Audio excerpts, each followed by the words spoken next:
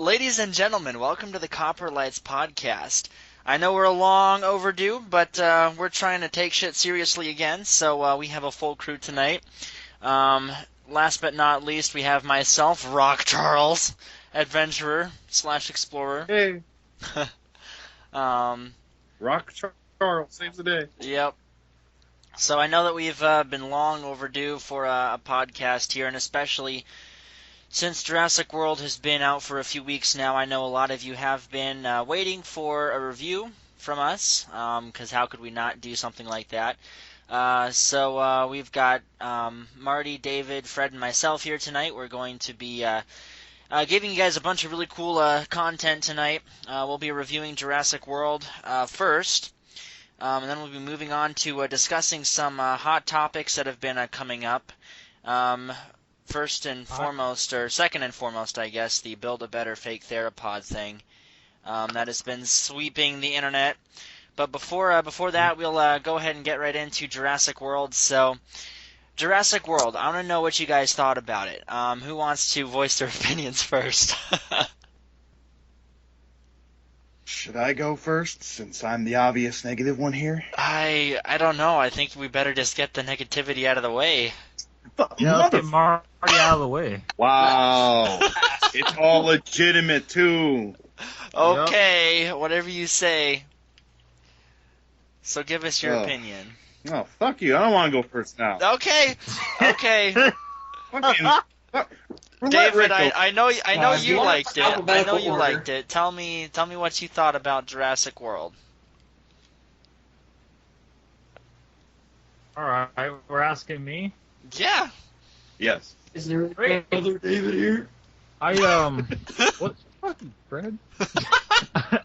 I was really happy with it, especially for it being a film that we've waited 14 years for. I think it came out pretty good. Definitely could have been a lot worse, but obviously, as Marty's going to point out, could have been better. But I'm really satisfied with it. I thought the sequences that put together were actually just really engaging. It's hard for me to be concise about this. It was a really fun film. I think It actually surprised me in some spots. Oh, and also all the stuff that we were worried about, like the whole Raptors thing and the Indominus, I think they actually got executed very well. I was kind of like on the fence about it, but no, they made it cool. Yeah, I think in general I agree with your sentiments for sure. I think the biggest issue that I had, or the biggest skepticism that I had going into it, was Jurassic World presenting the dinosaurs as accurate, and I think anybody who's really been who kind of is aware of some of the background of Jurassic World and whatnot, all the promotional stuff they did, I think they cleared it up pretty well. With that scene with Dr. Wu, which, I don't know, was taken almost straight out of the original novel, where, he explains that the dinosaurs, they're not supposed to be accurate. They're not meant to represent real animals, and, so it was kind of like an in-film canon, kind of explanation for, the dinosaurs and, why they're sci-fi movie monsters and not something that we need to rely on. And of course, obviously the big issue is people aren't going to catch that, but at least for us as fans, it is something that I think we can get some satisfaction out of. That makes sense. Yeah, I'm definitely I would really agree glad with- that was in there. I would agree with that. But the whole movie, though, I mean, you're absolutely right. There was a lot that we were skeptical about, from the trained raptors to the I-Rex. And honestly, the I-Rex, well, I guess we'll be focusing a little bit more on her specifically later. But I was pretty satisfied with that element. Obviously you have the, what was it, 800, 900 foot mosasaur, which, was really pushing it. But, it's still, they still executed it fairly well for what it was worth. And, all the elements that we were skeptical about, I do think were handled very well. And that isn't to say that Jurassic World didn't introduce whole new concepts, that, that really hadn't been focused too much on, prior to the movie actually releasing, that I think, could have been done better. But in general, I think, it's not exactly what I wanted for a Jurassic Park sequel, but after 14 years, I am happy with, what we got. That's my general consensus. What about you, Fred? Fred. I'm just gonna be a noob. I'm the noob of the group. I completely loved it. Yeah, it has issues. I agree with everybody here. Like, I could tell what the issues are. I know their issues, but I'm not the kind of person where the issues just like whew, fly right over my head. I didn't care. I loved it so much. The whole movie actually sucked because it didn't have Dilophosaurus in it. And the hologram doesn't count. It did. So, What moving about on. that hologram? Fuck the hologram. I know, seriously, come on.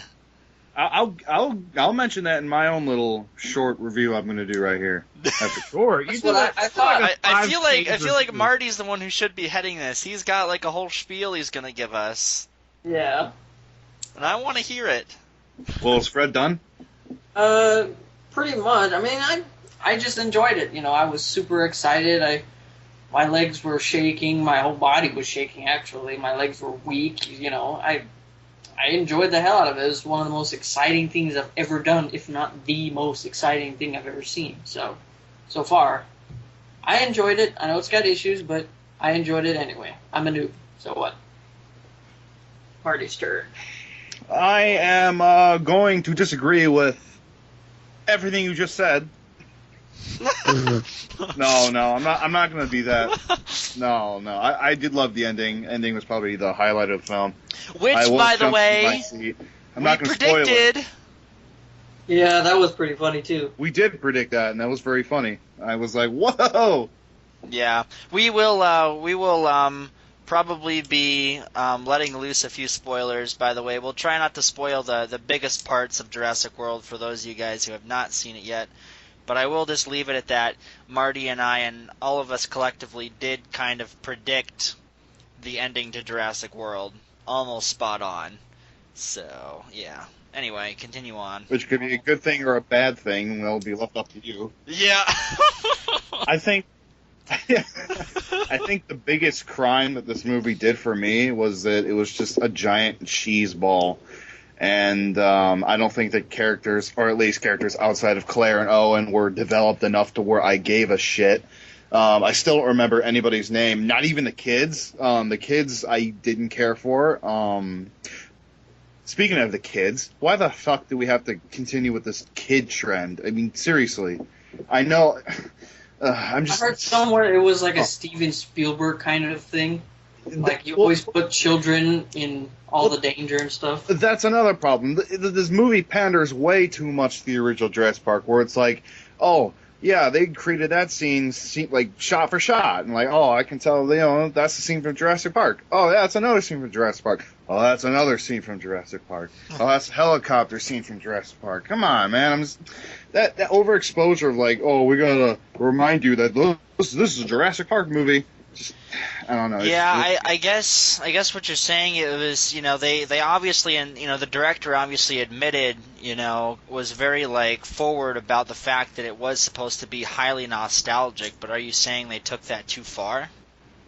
I'm saying they took nostalgia just a tad bit far. It's nice to have some tidbits from the first film, but don't make it where there's shot for shot the same scene over and over again. Now I feel like a super noob because I enjoyed all that nostalgia crap.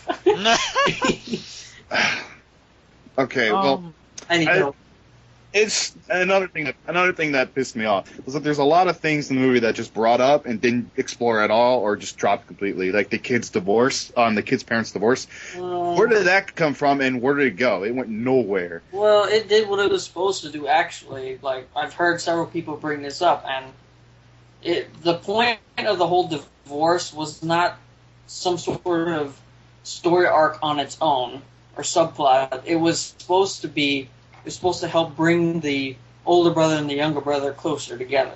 Oh yeah, because his dialogue that said "shut up," yeah, that brought him close. You know what I'm talking about. Later on, before the climax, they did have a moment, and they got didn't mesh at all. It didn't tie. It did not tie them together at all. I would disagree with that, respectfully. I don't see it, but yeah. I-Rex's invisibility. I felt that was, it's a cool trait. Yeah. It's maybe a little too Predator-ish, but I thought it was a good idea. Oh, Predator-ish, as Unfortunately, they in didn't really the bring it Predator. I thought back. you were like, oh, it's making him too predatory. But The Predator, I yeah. get what you're saying.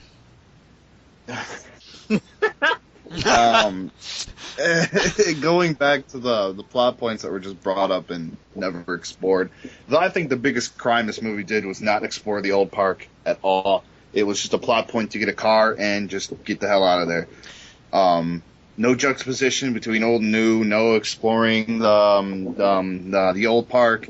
No, really nothing. I thought Dilophosaurus would have showed up there. It would have been a great opportunity to bring him back. Hell yeah. But nothing.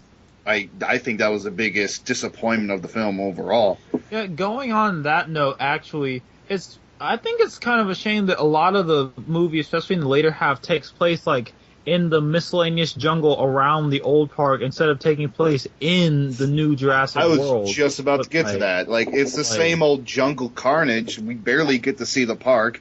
We get to see it for 10 minutes with the pterosaurs, and that's it. We see no new dinosaurs outside of Apatosaurus and Dimorphodon. Yeah, because the websites, the promotional website for Jurassic World went well out of its way to show all these different attractions that were there, and we kind of skimmed through some of them during the film, and we don't really get to explore. Here's the my park. theory. I would have loved to see more of the Swampy exhibit with the Suko and Barry. As well as the kayak. I would have loved to see way more of that. That would have been really cool. But no, we didn't. Here's my theory with regards to the old park. Obviously they filmed a majority of Jurassic World in Hawaii, as they've done with most of the movies. But then they also filmed at the abandoned Six Flags Park in New Orleans, and I thought... Where did that go? Yeah, and I thought that would be to, do some shots of, the old park, like an abandoned roller coaster that was being constructed at the time the park went south, or... Yeah. You know what I'm saying? And that's where I thought, you would be seeing, the Dilophosaurus and stuff like that. But I feel, and especially considering you saw, promotional pictures of the old DNA cannon stuff, on the website and whatnot, I feel like there is a whole, chunk of exploration of the old park that was originally in the script that was cut out. That's what I personally feel like. I personally feel I would agree with that. I would agree with that wholly. And that's what bothers me, because we could have gotten this amazing story arc with the old park, and we got nothing. Yeah. And it's really bothering me now, because I really wanted to see some... That's where you should have brought the JP1 nostalgia. That should have been there exclusively. Yeah. I feel like Jurassic World doesn't really have its own identity. It's more like pandering and relying on the other Jurassic Parks to survive.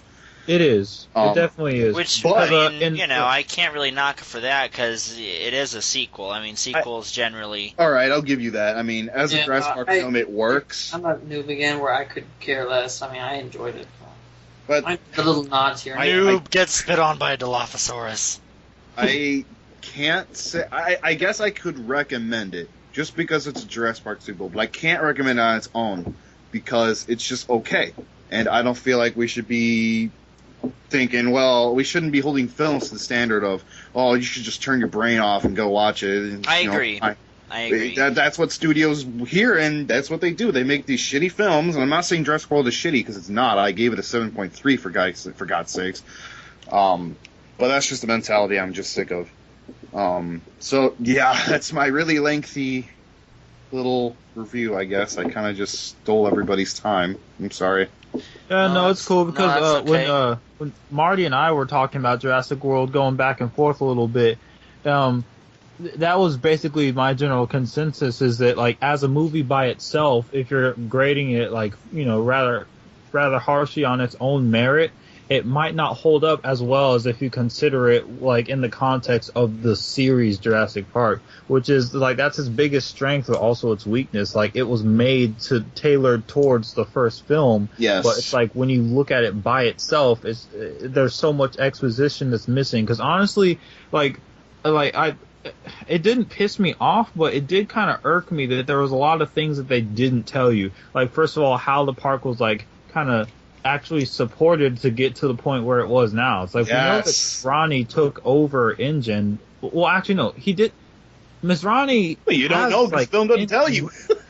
But like Engine's like military now or something. What was that? What like? Well, that clearly that was an undercover operation that was going on behind, like kind of off the grid. Yeah, like even park officials didn't even know what the hell IREX was. Yeah, I mean Yeah, it's clearly a subplot that's supposed to lead into a potential sequel. Now, that being said, the obvious inference is that we're potentially seeing militarized dinosaurs in a potential sequel, which I do not like that idea at all. You know what's funny about that military idea, which was the only consistent subplot in the movie, but also the Vincent, what the hell, how do you say his last name? D'Onofrio? Yeah, I don't even remember his character's name because he was so bland. He said that drones can't level cities and find people in caves, which is absolutely false. Drones can do that, so I don't see the need for militarized dinosaurs. Yeah. I thought that, now that you mentioned that, Stuckman's review was actually really funny when he addresses that, because he's like, oh yeah, that's right. Like, you're fighting enemy forces, getting shot at, getting wounded. Let's send out the raptors to attack them. It's not like they'll go after us because we're all wounded soldiers. like the logical...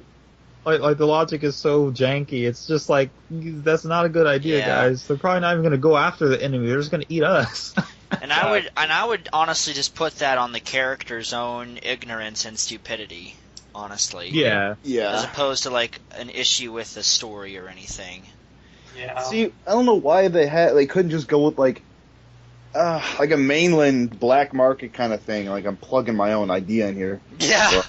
Yeah, I think we've actually discussed that in a previous podcast. Yeah, I'm not going to go into that. Kind of suggesting our own ideas, and I mean, there's a whole lot of different stuff we could do, And to be honest, first of all, when talking about Jurassic World, obviously, even though I appreciate Jurassic Park 3 for what it is, it obviously set the bar pretty low. Any Jurassic Park fan will admit that.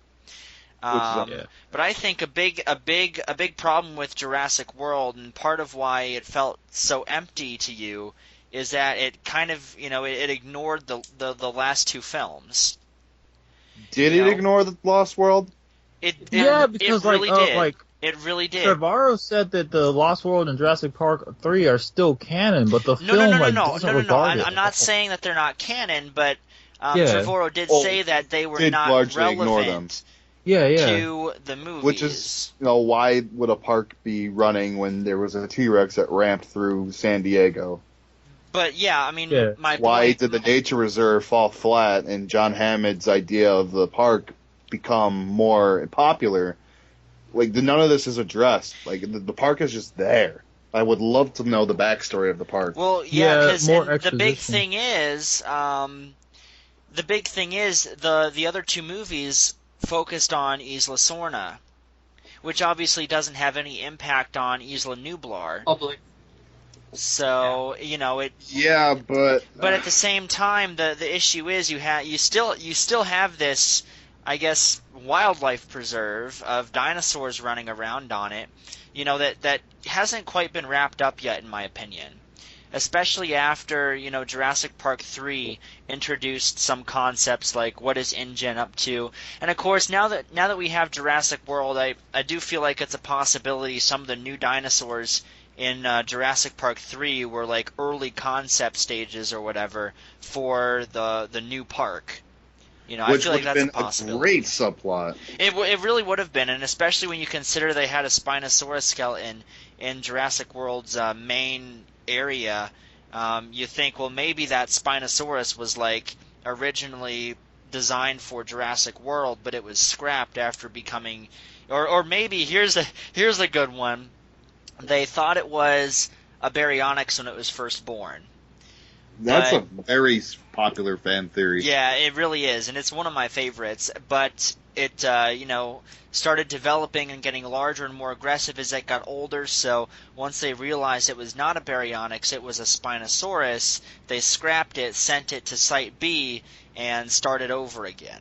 Send it to Site B. Yeah. So, I think that's definitely, and obviously, as good as that is, and how even being how easy that is to piece it together from what you have in the films, it is still just a fan theory. Which is You know. really unfortunate. They should have done something like that. It I would have know. tied a lot of things together. It would, and that's what I feel the Jurassic Park series needs, is some closure and some more tying loose ends before we go and introduce a whole new park. So I feel that Jurassic World, despite the fact that I did love it and did enjoy it and did think that it contributed quite a lot to the franchise, I think it was jumping the gun a little bit. It jumped the shark a lot. There's just way too many convenient things as well. It's just like Pratt automatically knowing, oh, that was raptor DNA and shit like that. Oh, it could talk to raptors just because it's part raptor. Well, I mean, I'm a primate, but I can't talk to chimps. Yeah, that makes sense, especially considering it was in quarantine, so it's not like it'd be able to speak No their social language. skills. How did it gain that social But, skill?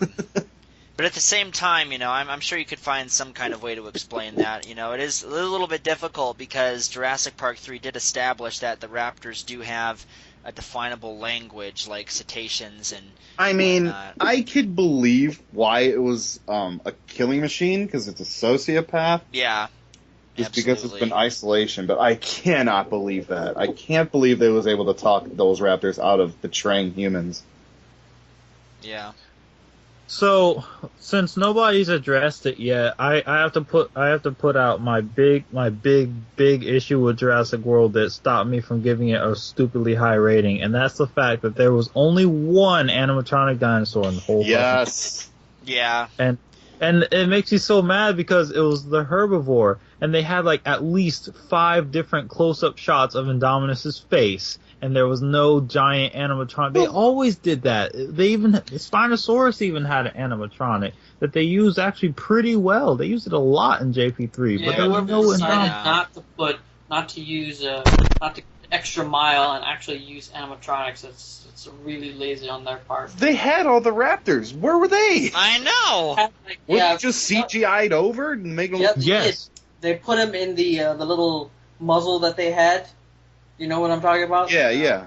They had the animatronic in there, but then they overlapped it with CGI so they can Why? and So it'll look better, guys. through Oh, it the looked fake. control fenestra and whatnot. Yeah, they could have easily done that with animatronics on its Man, own. honestly, I know it would have been a lot of work, but I think it would have been really cool if the mosasaur would have been animatronic when it grabs the shark, because it's not like it's a complicated movement that it does. It just comes up and bites. That would have been really Yeah, neat. they could have Jaws meteorized is it. animatronics. I don't know why they couldn't just do it with the mosasaur. Especially for the shot where the camera is above its mouth and it opens up around the shark. If that just by itself would have been animatronic, that would have been very cool. Like, even if the part where like where it actually grabs the shark and goes back into the water, even if it was CG then, as long as the mouth opened up animatronic, that would have been amazing. That Yeah, would that's have been. true, and that's because the big thing for me is, well, one of the big things for me is Jurassic World felt really different in that it didn't seem to have the same degree of like sense of reality that the previous 3 films did. Oh, yeah. And I think a large part of that was the fact that they did not use like valid animatronic and puppet dinosaurs, Like, And the every one part where they dinosaur- did was actually really successful too. So it's like, why wasn't there more? Yeah. Every dinosaur in that film just seemed to want to kill. Like the pterosaurs, why did they want to kill? It made no sense why they just went on a complete... Like, how can you handle them? How do the park officials handle those things if they're so freaking violent? Pterosaurs are assholes in the Jurassic Park franchise. Not in the Lost World. The Lost World pterosaur didn't even do anything. It just Exactly. it just It's what he sat did. on the I know. it just sat on Oh the branch. yeah, and here's another plot point that we're That's really actually a big thing. Like, whatever happened to the pterosaurs that got off the island in Jurassic Park 3? Like, that could start something. You know? Well, they said fuck it because it would be interesting. Yeah. Yeah. I actually really wanted to know what happened to them. I doubt Yeah. anything really did, but I'm kind of glad they didn't. You know, okay, and here we're getting into kind of, you know, dinosaur accuracy and, you know, that anal stuff now, but it kind of frustrates me that there was some effort put into the appearance, you know, even if not like scientifically correctly, at least aesthetically, there was some effort put into the designs of the dinosaurs from all the previous movies.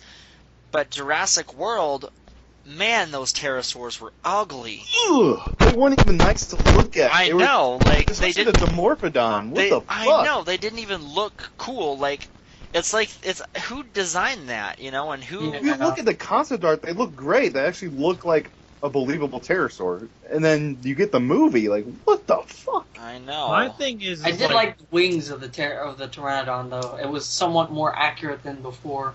Like the wing membrane didn't go all the way to the leg; it went to like the hip. It I like would that. have gone to the Still leg. didn't have enough like fuzz on them or something like that. The wing I don't membrane would have understand gone. why they would even change design, because the JP3 Pteranodons looked really good, except for like the only problem with them was they had teeth. That was like the only issue. Yeah, but I mean, Yeah, they were even good. that, they were still like intense and scary looking, and they were a Yeah, good yeah, they were movie designed monster, well.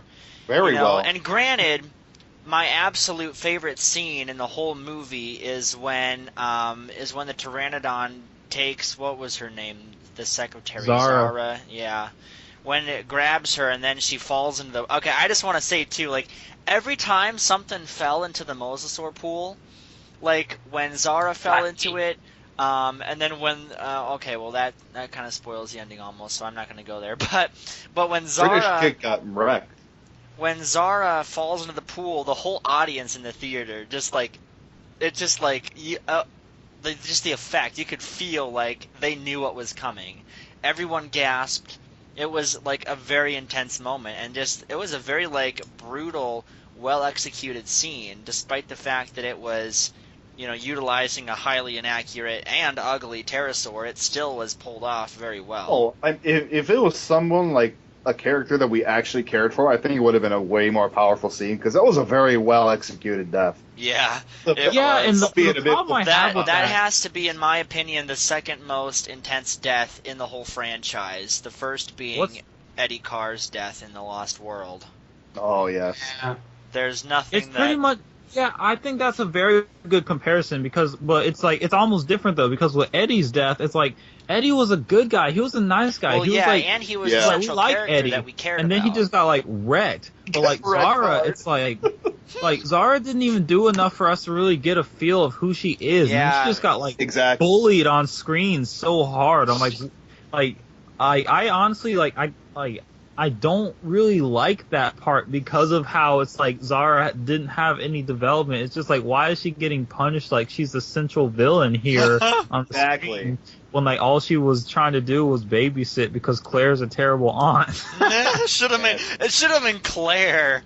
Should have been That would've been Claire way who more got pulled by powerful. the pterosaur. I wish Claire was the villain, to be honest. That would have been a cool twist. That would have been pretty cool. I thought she would have been from the trailers Me because too. of how she kept talking about Indominus and she was so proud of it. I'm like, I think Indominus is gonna eat her. That's what I thought. Then there was a rumor that she was inside the mouth of an animatronic dinosaur. Well, we know that's false because there were no animatronics. Nope.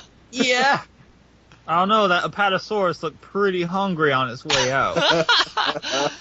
Well, here's another Plot thing twist, too. it was a Hold dog. on, that thought escaped me. Oh, where'd it go? I'll keep going. I lost it. What topic was it on? Do you remember? It should we had something to do with Raptors. Zara or the pterosaurs or Claire or something, but I don't know. I forgot it, so never mind. Well, should we talk about the Raptors? We barely talked about them.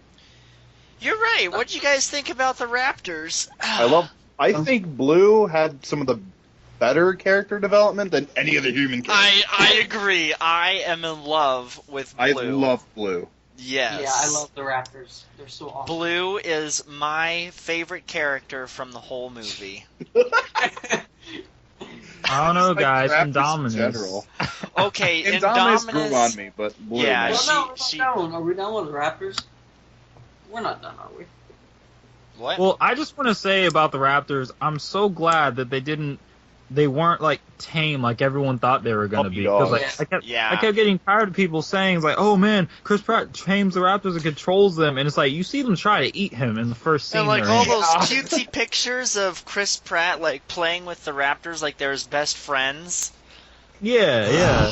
Thank God he mentioned the imprinting, because that's something I speculated on so much. Yeah.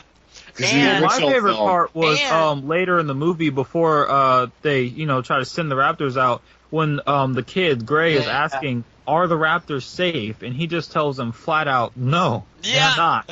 No, That was my favorite part to me because I didn't want the Raptors to turn into that. Oh well, they're our friends. They're not your friends. Yeah, No, they they're handled not. it so delicately, and I think that's the thing is they were so respectful of that concept.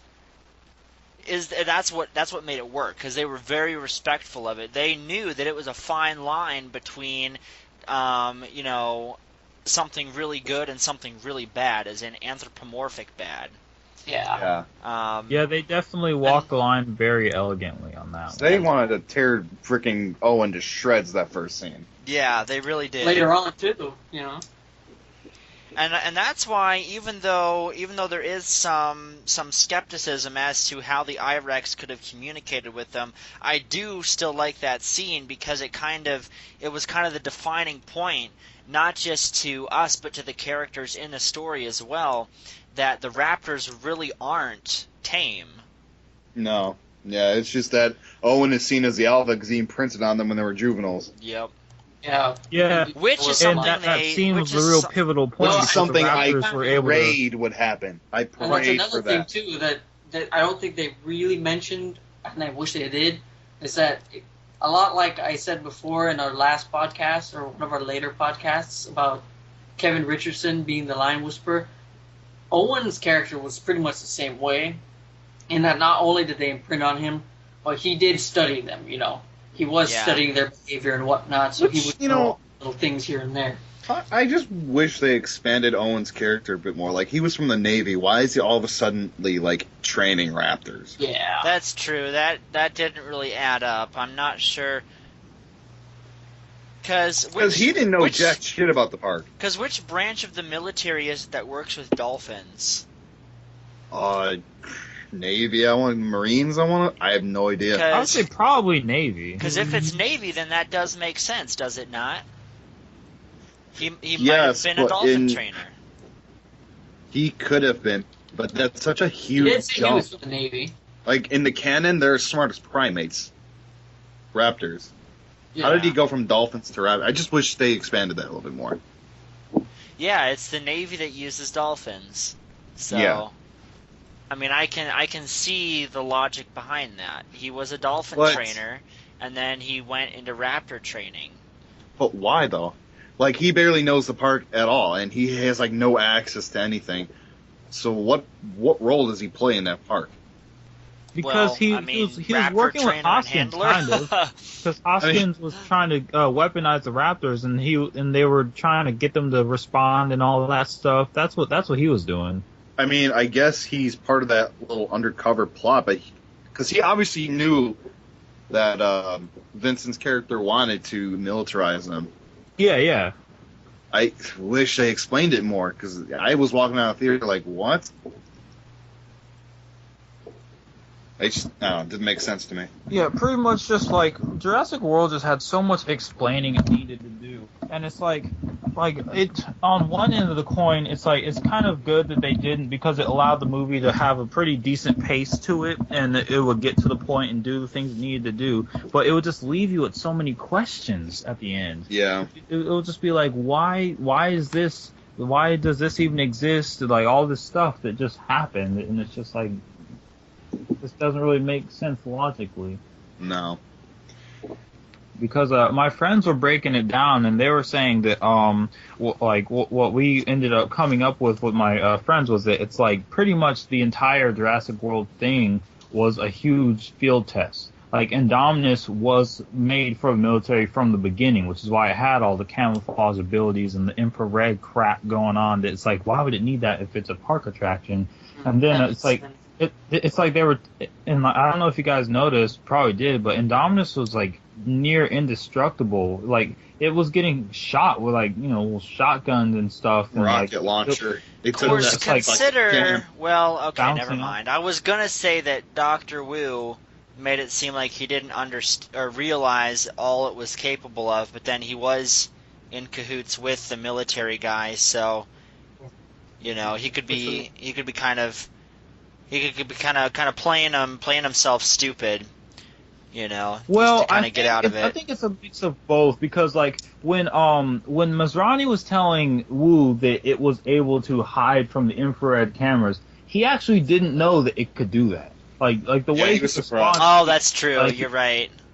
Like you could tell he was like, really? Like he was like, I guess he kind of, I don't know. I guess he just didn't expect it to be able to do that. Like he put the frog DNA in it for whatever excuse he came up with, but he didn't know it was going to be able to actually control its own body temperature like that. Yeah. Which is a really cool ability. I didn't know it was going to do that. That was cool. Yeah, that is pretty cool. So what? Yeah. So let's see. The IREX, it had tree frog DNA, cuttlefish DNA. Yeah. So it didn't have any snake? Yeah, Yes, it does. Does it? Well, either it does, or just like acts like a snake, because they said that it could see like thermal heat like a snake. So I would presume that it has some kind of some kind of pit viper or something in it. That makes sense. And then, of course, the website describes it as having all this different theropod DNA, which is a little weird, but yeah. Okay, I can see that. And then what was it that pretty sure that viral video of InGen is pretty much falsified now that Wu said nothing's natural. Yeah, I really hated that video. Like I don't even. Yeah, that one. Oh man, I think that promotional video more than anything made us nervous. Yeah, but I think it was sufficiently. It was almost like deliberate how arrogant that promotional video was. Very. I hated it. Yeah, which is because pretty cool. Because they gave the accuracy fags reason why Jurassic World should have been accurate. Yeah. Yeah. And I remember when that came out, it was like I just threw my hands up and I'm like, I can't defend this film if they're going to do that. Like I cannot say anything to keep these people at bay because they're completely right and justified for reaming it like they do. Because we were saying that the movie pretty much stabbed itself in the back with that video, but again, it was like a promotional video. Yeah. For the park, what? Not exactly. Everything's not lining up right. I guess that's that video is what they would be showing to potential visitors in the world context of the story. Like that's what you would see from InGen trying to endorse the park or something. Yeah. I guess that's the only justification for that video. They just need to brush that under the rug and pretend they didn't do it. Yeah, for real. I mean, we can't unsee it, but still. No, I think it was very deliberately, almost I guess you could say blasphemous in the religion of accuracy, Nazis. It's a religion. Let's not sugarcoat it. It's a religion. It's a cult. Yeah. So I guess we can move on to talking about Indominus specific. So yeah, all in all, I think. It's about time. Yeah, it's about that time. I think all in all, I guess we all have our own criticisms of the movie, but I think for the most part we did enjoy it for what it was, for sure. Anything else to say about Jurassic World before we move on to IRX? Can't wait for the movie. Yes. One more thing to say. If they do a sequel, they better start building those animatronics now. That's all I got. If they do a sequel, they better have Dilophosaurus. Yes. Yep. They better be building an animatronic Dilophosaurus So- full scale. I don't want that little baby shit. I want that thing to be 20 feet long. Yeah. I wanted to fight a raptor and win. Yeah. So I want yeah. to see it spit in the raptor's eyes and kangaroo kick it. Yes. Please. In fact, I'm holding a little Lego Dilophosaurus right now. Oh Oh, man, I Dilophosaurus. got my little Dilo toy right now. I want Dilophosaurus. Dude, So me it dog. better happen in Jurassic Colin. World 2. Not Colin, but producers. Hey, Colin's not directing it. I know. That's why I said producers. It's Which so is terrible, good, though, and because I think a Dilophosaurus- lot of the like character development issues and whatnot that we have with the movie do come from Colin's inexperience as a director, honestly, because I don't know why he was chosen on this, because Safety Not Guaranteed wasn't all that good. yeah, I just don't get it. Like it Friggin- just seems I really just don't weird. understand how the Dilophosaurus doesn't get a chance. It's like, Yeah, It's a very weird choice. but Gareth Edwards would have been interesting, though. oh. that's Well, then again, we wouldn't see any of the I would've dinosaurs. enjoyed the movie. Oh, yeah, we would. The I-Rex would be invisible all the time. We would only see T-Rex in the credits. The Mosasaur would just never come up at all. Like they would, Hey, they would Godzilla clap was and a cheer To great be and fair, applause. obviously we're not talking about Gareth Edwards movies right now, but he does have his own style. I'm sure he would understand or at least compensate for being that it's a Jurassic Park film where there's it's supposed to be dinosaurs, but I don't know. So I think anyway, Gareth Edwards doing Jurassic Park would be really cool. Though, I like, do though, I seriously really do. speaking. I think it would be awesome Because because he would be able to give it that. Super that serious. I would That'd be also, awesome. to be honest, I would also like to see Peter Jackson do a Jurassic World movie because Oh, at it'd this be way point, too over the top with that shit. well, I mean, when you think about it, he is better than anybody at really going in depth to canonicity. True. I mean, he will tear it up like nobody else. He could tie the franchise together a lot better than I believe almost anyone else could. So, I would have a lot of faith if Peter Jackson did it. And I believe it. I mean, sure, you might have something like buoyant sauropods stampeding and tripping over each other, but I think it'd be worth it if we got a movie with as much closure as I believe Peter Jackson could deliver. But anyway, so obviously the central idea of Jurassic World is that they pushed it too far by trying to go in a little bit over their heads to create a new attraction, and that is, of course, the infamous I-Rex, previously known back when it was still a lot of rumors going around about it, the Diabolus Rex or whatever. I definitely say I like the I name still love E-Rex. I-Rex better.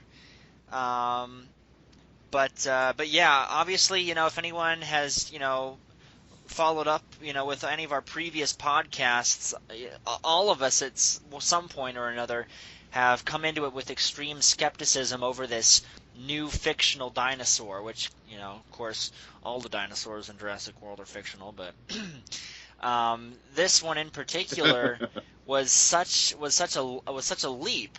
And it was kind of like a roller coaster ride, at least for me, in terms of anticipations and disappointments for what the I-Rex was going to turn out to be like. And obviously, when the final design was revealed, I have to say I was disappointed, and I think in general we were kind of disappointed, weren't we? Were we not?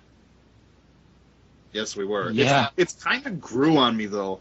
It really Yeah, has, and after that's a the while. thing. It had to grow on me. Like, I hated it initially. Yeah, I mean, it's after seeing it in full CGI action glory, it's not half bad. Now, obviously, not a whole lot. There's quite a few people who disagree with us or would disagree with us, and that's where the whole build a better fake theropod thing comes from, which we'll be getting into in a bit here. But I think in general the I-Rex was pulled off pretty well. we'll have a lot of time to discuss his actual design, but in general, what did you guys think of the I-Rex and how she was pulled off and how she fit in with the story?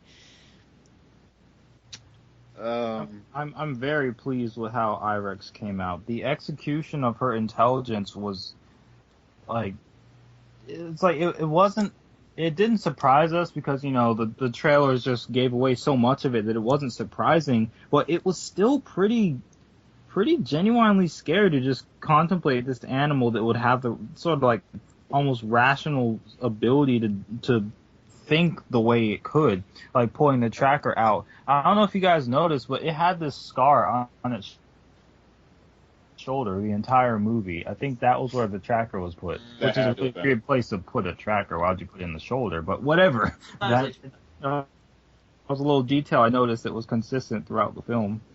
And just in general, the way it would like move and behave and like attack and fight, I thought it was pulled off very well, actually.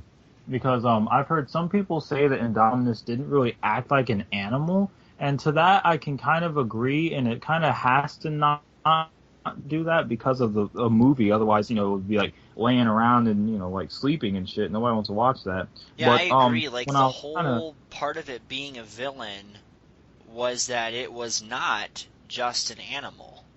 You know what I'm saying? It was something more than an animal. Yeah, and that was the effectiveness of it. My personal sort of analysis of the Indominus Rex was that it harkens back to Marty's sort of disdain for the movies, really like sticking to like the nostalgia of the first movie, because what Indominus Rex made me think of was the Raptors from the first movie. How they were just going around killing people, seemingly not even eating them, just killing them for no reason. And then it's like Indominus Rex was doing the same thing, but on a larger scale to other dinosaurs. Yep. And it's like it behaved like the raptor from the first movie with that sort of like crazy, I have to dominate everything in the area and like be like alpha and stuff. Yeah. It was like rehashed to the big one. Yeah, I would agree with most of that. I just wish there was a little more depth to it. I wish it was more of a sympathetic villain. Yeah, I do remember you mentioning that in previous podcasts, and I do agree with you. I think it would have been a lot more effective for, telling the story of some genetic freak if it had been a more sympathetic character. For sure. Yes, but I feel like with its context as a militarized weapon, it works because it's not supposed to have emotions. It's supposed to just go in there and kill. I feel like in the context of the story it works, but the sympathetic villain would definitely be a lot better. Yeah, and of course, I remember mentioning in one of the other podcasts as well, it would have been cool if the I-Rex was played as the big bad villain of Jurassic World. But then it was almost like in Jurassic Park 3 where the T-Rex was one-upped by the Spinosaurus. It would have been cool if there was another secret genetic hybrid that they were working on that the I-Rex stumbled into. And, plot twist, I think that would have been cool. And I do believe I did mention that before. That would have been interesting. But yeah, it would have been pretty cool. I think it was supposed to be because the line has a Stegoceratops thing that just exists. Herbivore hybrids look the most retarded. Yeah. That's because they always take like completely different, unrelated taxa and just slap them together. Hey, let's take like an ankylosaur and give it the head of a Styracosaurus. Like, it's like they just want something that looks like really cool. Yeah, it's I think true. like a hybrid I haven't seen a ceratopsid whole that was lot like of just good hybrid concepts mixing too many different herbivores together. But I think Fred's opinion? Yeah, Fred, you've been pretty quiet here. I don't have much to say about the I-Rex. I enjoyed it. Yeah, I mean, this was because I'm trying to draw. Oh. But no, I don't have that much of an opinion. I just enjoyed it. I was Yeah. disappointed at first, but again, it grew on me just like everyone else, and Yeah. I'm not upset about it at all. I actually enjoyed it. It did very well. I like it. Yeah, I'm not disappointed by IRX. I just wish there was a little bit more of it. Yeah. I wish it utilized its camouflage a bit more. Yeah, it would have Yeah. been cool Like to during see the fight, that. it would have like turned invisible to get away. Yeah, that would have been cool. Yeah, it's true. Like, I really don't understand why they gave it that, because it like in like perspective of the whole Used it once. movie, it was pretty useless. You know. Yeah, it was. So like he showed up, she rather showed up like one time, ambushing the team. What were they called? The ACU. Yep, the ACU. One time ambushing them, and that was it. And she could have easily gone in there and wrecked them all without using that camouflage ability. So, really, it was just a pointless ability that was just to make her, up that cool factor, but it didn't really contribute It anything was to a the very story. So it was kind of disappointing, but Yeah, that's my problem. yeah, she was still very cool, though, without a doubt. So is that all we have to say on her? Because I know we have played it up quite a bit, what we feel about the IREX. well- She has been what we focused on the most in our previous podcasts. What were you going to say, David? I actually don't remember. Oh. There it goes, fluttering off. All right, well, I guess we can move on to the next part of our podcast, which is obviously there were certainly a lot of people who did not like the final IREX design, and so took it upon themselves to try to build a better fake theropod. And I'm just going to say this right now, kind of on all of our behalves. You guys, 90% of you all failed. Miserably. I don't even know where to start. It was... The point, I presume, of building a better theropod... How can I say this in a non... Yeah. way? It's, I just... Man. Well, that whole campaign, like,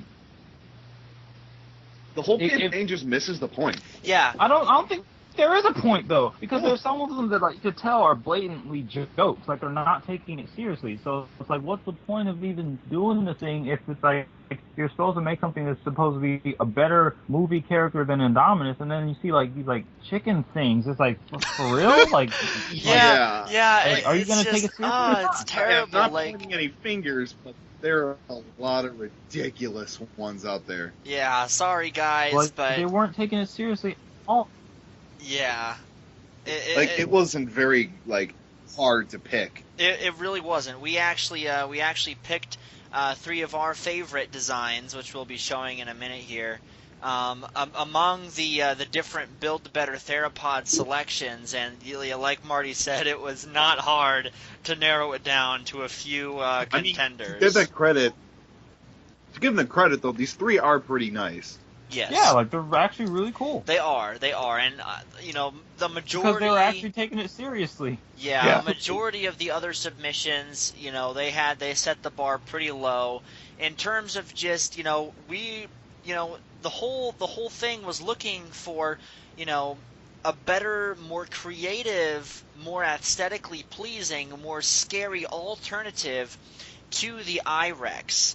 And, we didn't get that with a lot of these submissions. And obviously we're not, we didn't have any part in establishing the Build a Better Theropod thing. We're just, observing it as a third party, but, we're just very, very disappointed with how it's turned out, because it has not only turned out to be what it's not, but it's gone about every way that it shouldn't, just in terms of, what people ended up submitting. Some people, it's true, did not take it very seriously at all, which, okay, I'm sure there's going to be people who did that with every contest, or granted, it's not a contest, but same vein, I suppose. But we got a lot of weird and Yeah, a lot of them did it. A lot of them did it just for the point of shitting on Jurassic World, not really for trying to actually build a better. This is a major problem, is that most of these people are building theropods or dinosaurs that look like they could be real animals. That's not the point. The point is to build a better character than Indominus Rex. Yeah, and at the same time, it's not supposed to be some really wacky, freaky beast to the point where it can't even. No, it's not to the point where it can't even function. And even worse, half of these designs. Again, without pointing any fingers, although I'd very much like to, half of these designs are just terrible. Like, they make the I-Rex look like a masterpiece no matter how you feel about her. Just aesthetically. I mean, they're terrible. Yeah. I mean, pretty bad. I am not against feathers at all, but, when you basically make, a little fluff ball and say, oh, this is a lot cooler than the I-Rex. No, that's a chicken. It's not cool. We eat chickens. I don't eat chickens because I'm vegetarian, but we eat chickens as a species. Chickens are not a movie villain. And you can make them a movie villain if you did it right under the right circumstances with the right kind of story, but not in Jurassic Park. No, that's what they failed to understand. That.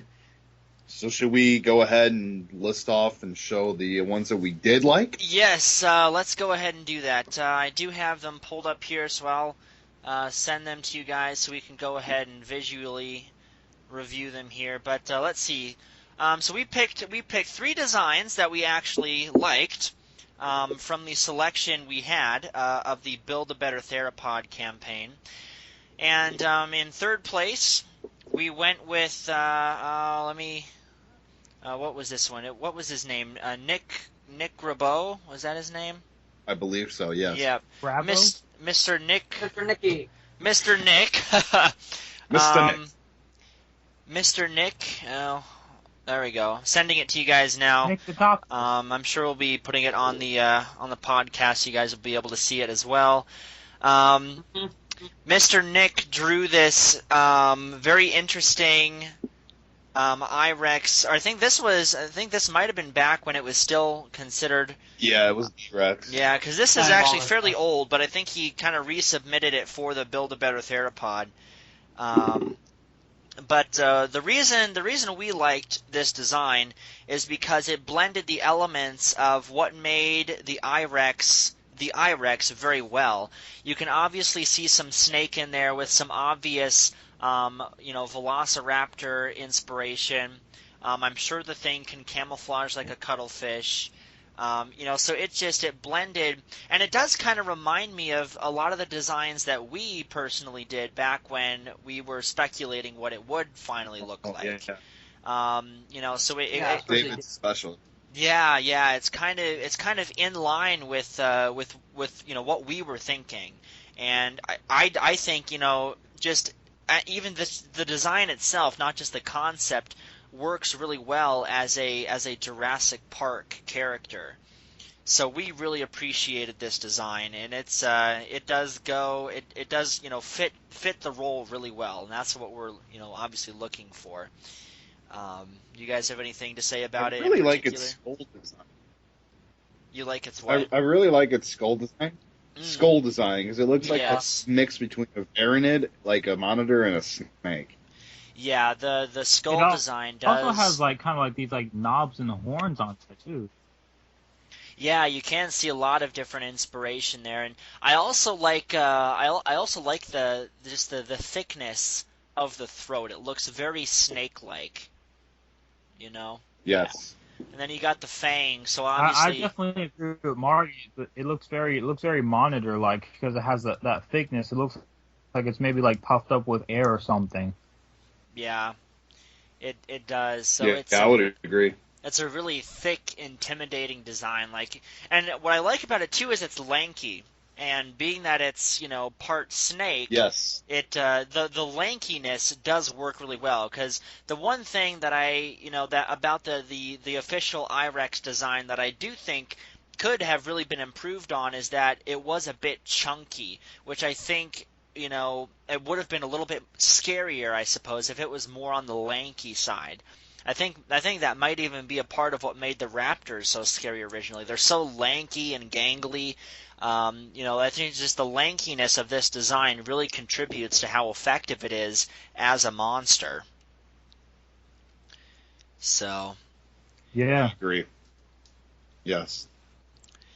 And at the same time, it's differentiating itself from T-Rex. So it's easier for the audience to pick up, okay, I It know really what that is. one is, like, that's T-Rex.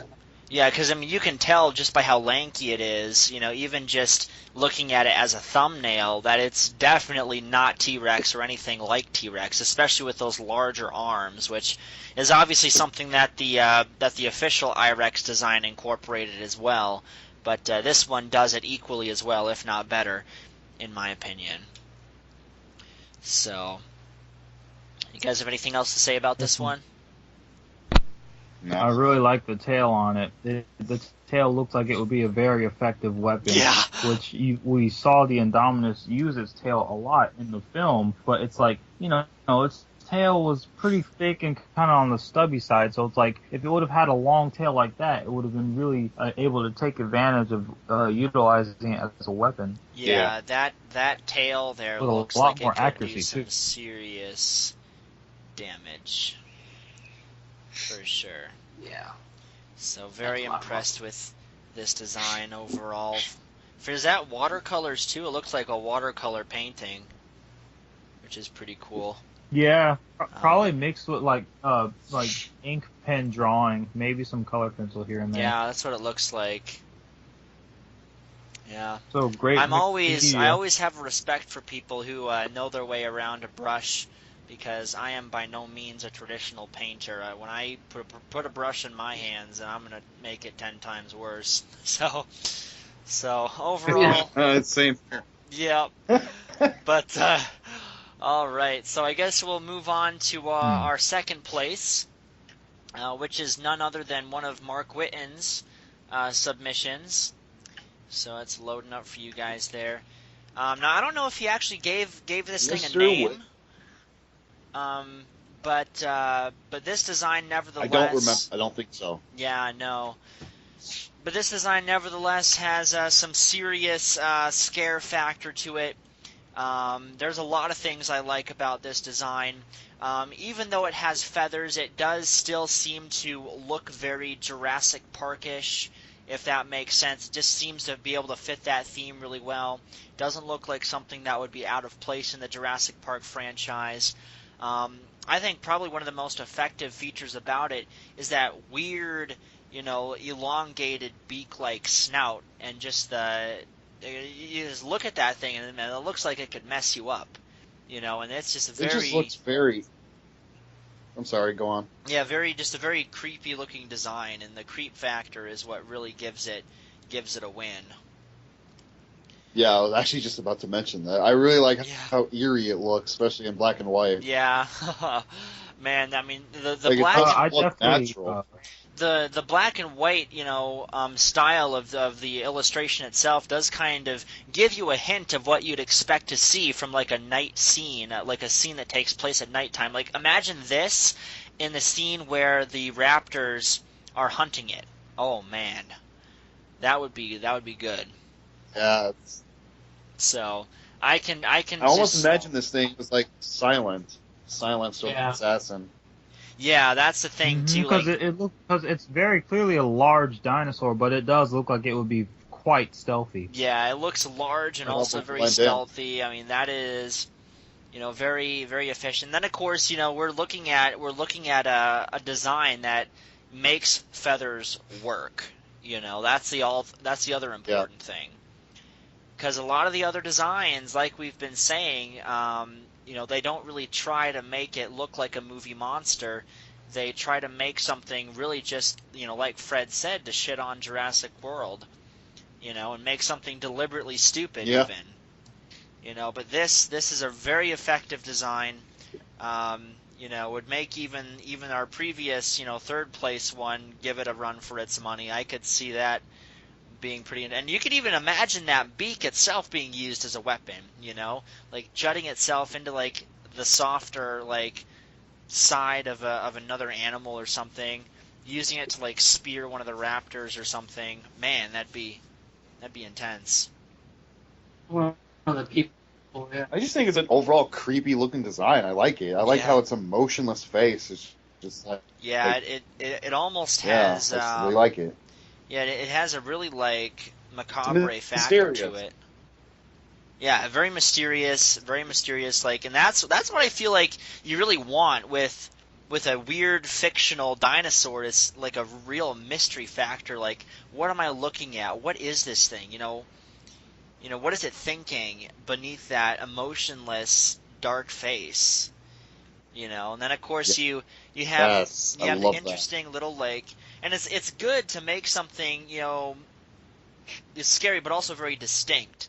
And I think in addition to the skull, also that little knob on the top of its body kind of adds to its distinct appearance too. Like, you could look at a silhouette of this thing and there's no mistake. This is the Jurassic World villain. It's not T-Rex, it's not a raptor, very distinct. It's not Spinosaurus. This is its own thing, and I think it's more along the lines of what the official IREX design really needs to be effective, to stand out, is because that's really the whole point of it, is to stand out as a mutant freak, while also managing to be very stealthy and mysterious. It's just a very, very clever design. Lots of good things to say about it. Obviously, this is Mark Witton. His art style is fantastic. I'm a big Mark Witton fan. But do you guys have any more comments to add about this one? My definite, the thing that I really love about this design is that it's like, it manages to look really creepy and stealthy, but it doesn't give you that sense of like fragility that usually you would get from like something that's supposed to be like a Night Stalker kind of thing. It looks very powerful. You're right. Especially when I focus on like the thickness and the point of the beak and the way the neck curves. I can just imagine it striking its head forward with such velocity that it could like bust through cars. Like, we see these cars laying down. It probably like demolished like the entire like windshield and maybe like broke through the roof. Like, this animal looks like it would be able to skewer you with its beak when you're in the backseat of a car. Yeah, and talk about like, I could imagine someone being just in the backseat of one of those Jeeps and just get like bust in their chest from the front of the vehicle. Yeah. or they're like trying to like stow away inside a building to be safe from it, and it just like busts through the door and pulls the door off its hinges with its beak. Like, that would be phenomenal. That would be. Like this looks like it would be a very powerful and scary villain for a movie, because like I think this design deserves its own movie. Like, it really does. Yeah. It really does. Yeah. Because it's like, I think the fact that this particular one looks so much like a bird actually really helps it, because that's what makes it more distinct among all these really conservative, like really reptilian dinosaur designs. Yeah. If this would have been in Jurassic Park, it would have been like there would be nothing like it. All these bird qualities in this design actually help it. A lot of others. Yeah, doing feathered dinosaurs right, for any of you feather Nazis out there. Anyway, moving on. Yeah. We're going to go ahead and present our first place. This one here is, in some respects, fairly similar to the second place, but in... Rick. What? Rick. Yes. I said stop. I stopped recording. So I just stopped recording so that, in case the podcast would go too long, then all of a sudden the program would cut off on its own. Oh, okay. Sounds good. Aren't there Now, people recording? Yeah, I'm recording again. Continue what you were saying.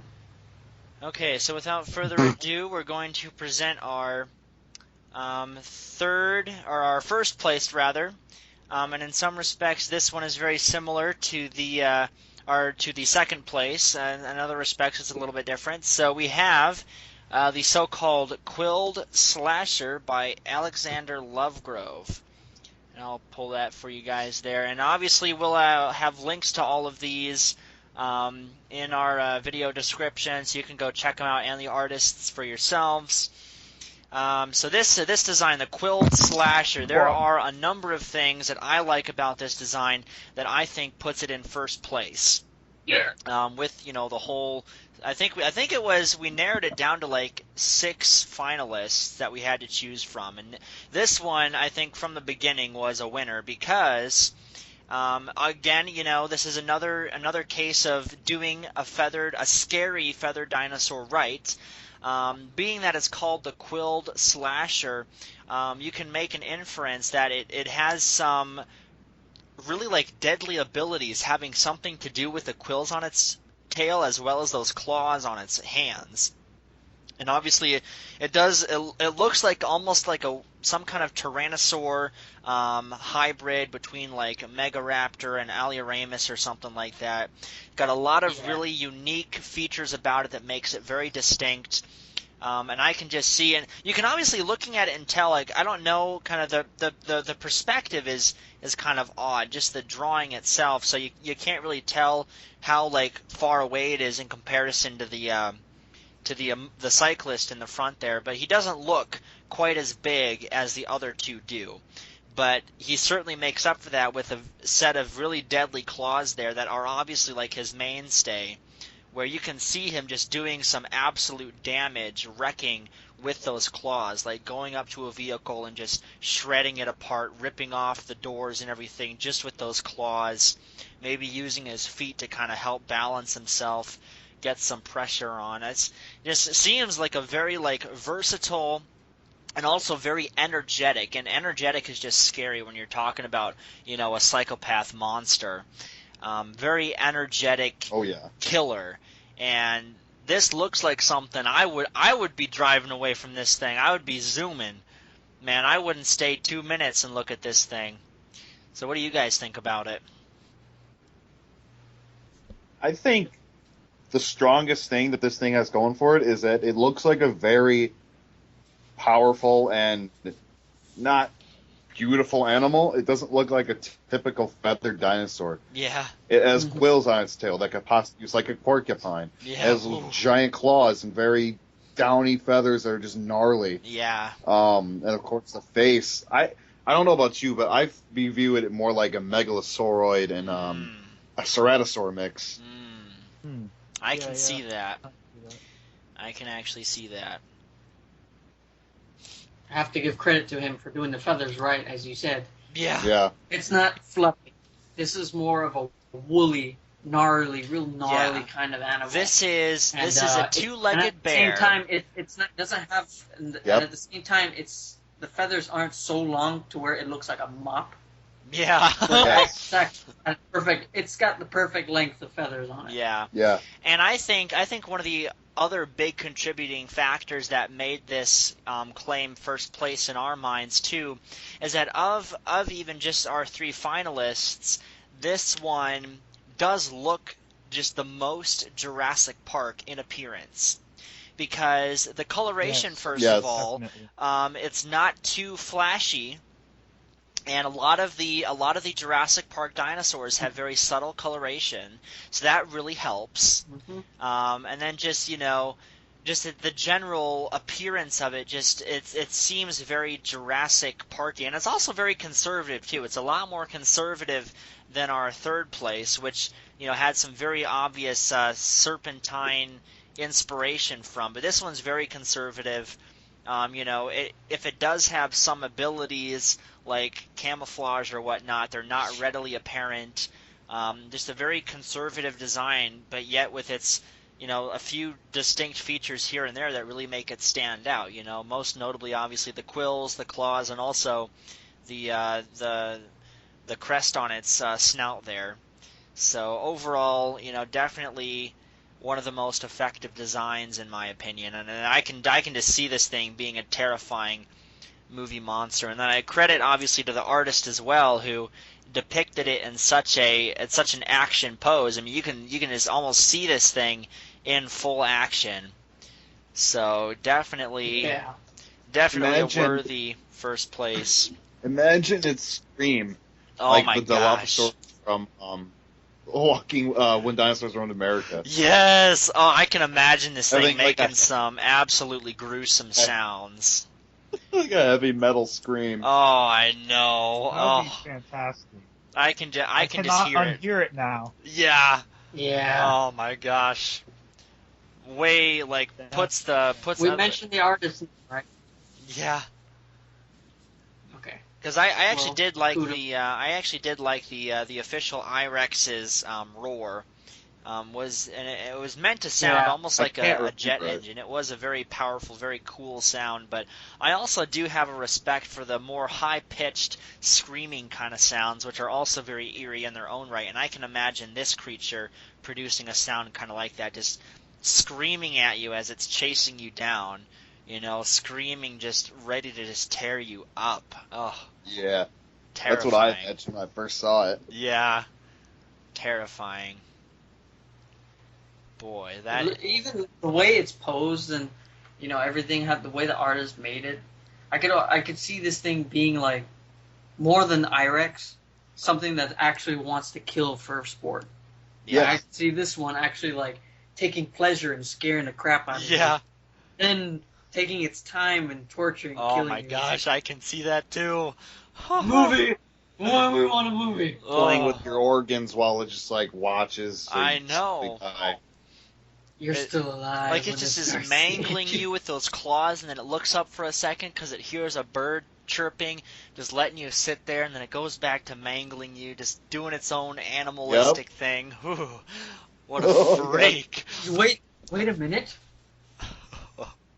I'm going to do stop motion for this motherfucker. Yes, In the, yes. In the future. Yeah, in the future, once you get your coloring book done, if you ever do. Yeah. But anyway, that's our lineup. So anybody who didn't make this list, your submissions suck, and please try again. just kidding. Like I said, there were about 6 semifinalists that we did choose from, but beyond those 6, comment still applies. So Yes. yeah, There's no way of sugarcoating this. If you're gonna shit on a very big movie franchise, do it well. Yeah, that's probably the main point. If you're going to say you can do a better design than what we saw in Jurassic World, please actually do a better design. Even if you're a terrible artist, you can at least put some effort into it. That's all I'm gonna say. Yep. But Nothing else needs to be said. yeah, My last comment on the Quilt Slasher is I think that it deserves its spot in first place in our list because this actually looks like how a feathered dinosaur would be in Jurassic Park. It's got that perfect balance of the really scaly sort of traditional dinosaur idea, but it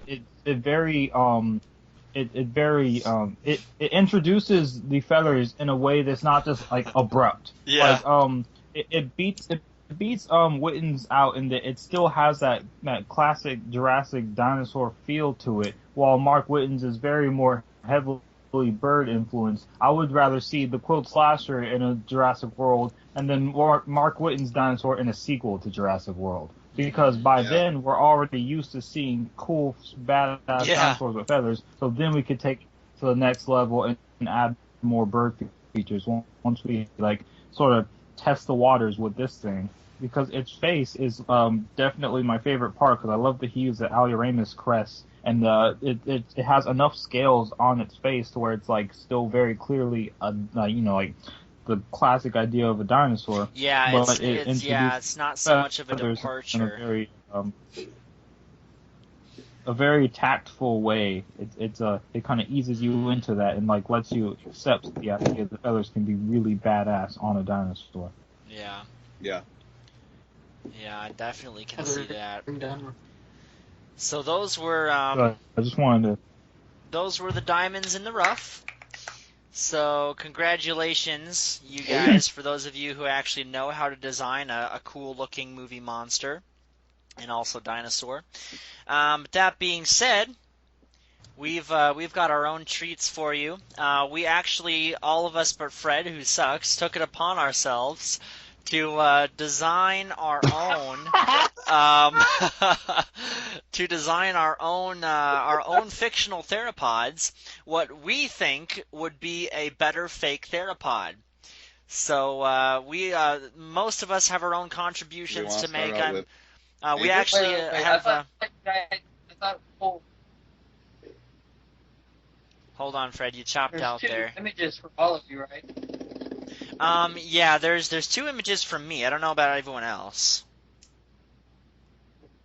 I only have one. The plan, I think, wasn't the plan supposed to be we all do 2 different designs, one of a fixed IREX, an improved design of the IREX, and then your own random mesh of. No, I kind of just Yeah. did like what would replace IREX. Yeah. We. I we. only did a I just did an IREX redesign. I didn't make up my own thing yet. Yeah, we kind of talked about it, but I did end up doing an updated IREX and also my own. So I do have 2. But Okay. Yep. So anyway, All right, well then. who is going Next first? podcast, I'll show.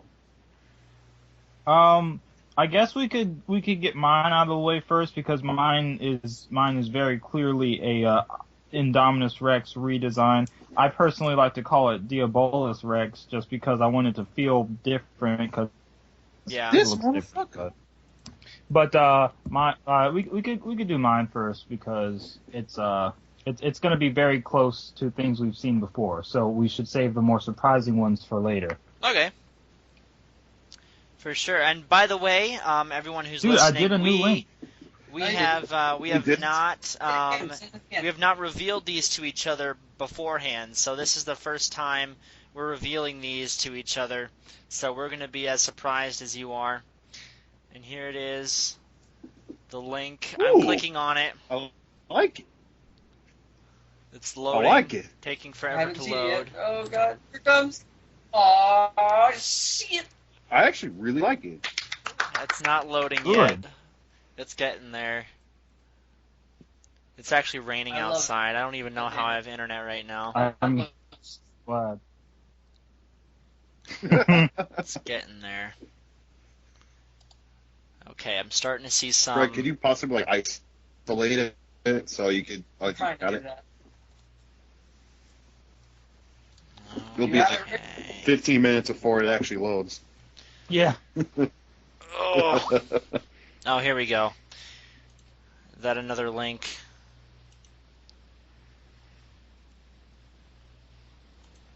Yeah, it's taking forever to load for me. Yeah, it's a big image, David. Try to go on Ingvar and resize it. It's a raw scan. Why didn't you fix it before you uploaded it? Because I had to Okay, It's oh. gonna take him 8. Haha. This is an awesome design. I feel like So you got it, Rick? I do. All right, so tell us about your design here, David. Applause. I don't know if you could hear that. All right, so it's definitely like the whole Indominus / Diabolus idea. I definitely wanted to take the snake and run with it, Mhm. and make for a really lanky sort of stealth dinosaur because it's still supposed to have the camouflage. But when I first thought of the whole part snake, part cuttlefish, I wasn't thinking of a big powerhouse like Indominus ended up being. I was imagining this like kind of like Slender Man dinosaur that would just be like stalking around, creeping around, using camouflage to appear and disappear at will, and just being this really silent predator. Yeah. I actually at first didn't mean for its tail to be dragging on the ground like that. That was just kind of a constraint because I drew it in a journal that was only so big. Yeah. But I think it actually ends up adding to the character because it's this really low-slung animal. That So kinda, you're thinking, like, the might tail- possibly every now and then walk on all fours. Might Yeah. just, like, Yeah, just be I really can- like just lumbering creature because I can definitely see that. That the is very tail cool. is very highly prehensile. Mm. So I like it. I could totally see it going on all fours. Yeah, absolutely. And then slinking around almost like a snake. That's very creepy. Maybe even seeing that tail do some damage. Maybe even like using the tail to grab a vehicle or something and thrash it around. Now because the tail's supposed to have a constricting like a prehensile ability to it, so its tail is like pretty much its main weapon. Ah. So it uses its like camouflage to position itself in just the right way to where it can either snake its neck and grab you, or use its tail to like lash out at you. It's definitely not. Definitely not. Reminds me of that Cobra monster from Primal Rage. Yes, that was actually. Yeah. That was definitely a bit of an inspiration, especially with the proportions. Because at first, I had this neck like almost as long as the tail was, and it didn't look right to me. So I ended up looking at some references of the character Vertigo, and I thought that was a proper distribution of like neck to body ratio. And then I just took the tail and just made it really long and thick, so it could really do some damage with it. Yeah, I can definitely see this being creepy. Yeah, overall I like it. Can it detach its jaw? Yeah, like its mouth is actually really big. Like that kind of weird smile it has, that actually is the back of its mouth. So its mouth can open up like probably some really grotesque angle. Nice. Like it could literally just like engulf somebody. Because the way I picture this thing to be feeding is that it would swallow things whole like a snake. So when it ate somebody, you would see them like sliding down its throat as it's like eating them. Sweet. Now that right there. Like it wouldn't even be going after. Like That's would cool. be like That's something Indominus doesn't have. Yeah. Like its preferred prey would be much smaller than it.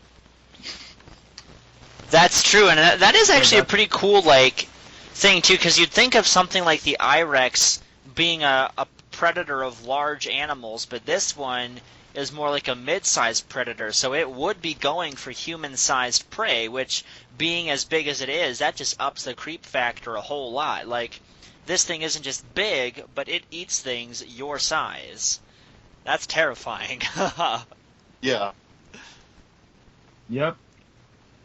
So that's very cool. And that's kind of funny. That's like a general trend in Jurassic Park. We always see these large Tyrannosaurus and Spinosaurus going after people all the time, and it's like, why? It's like, why would they be exerting so much energy to catch these little people that like do not substantiate them at all? Yeah. So this one kind of makes sense of it, which is very cool. So yeah, because it's like. Is this one supposed to incorporate all the same DNA that the official Irex does, or did you take some liberties there too?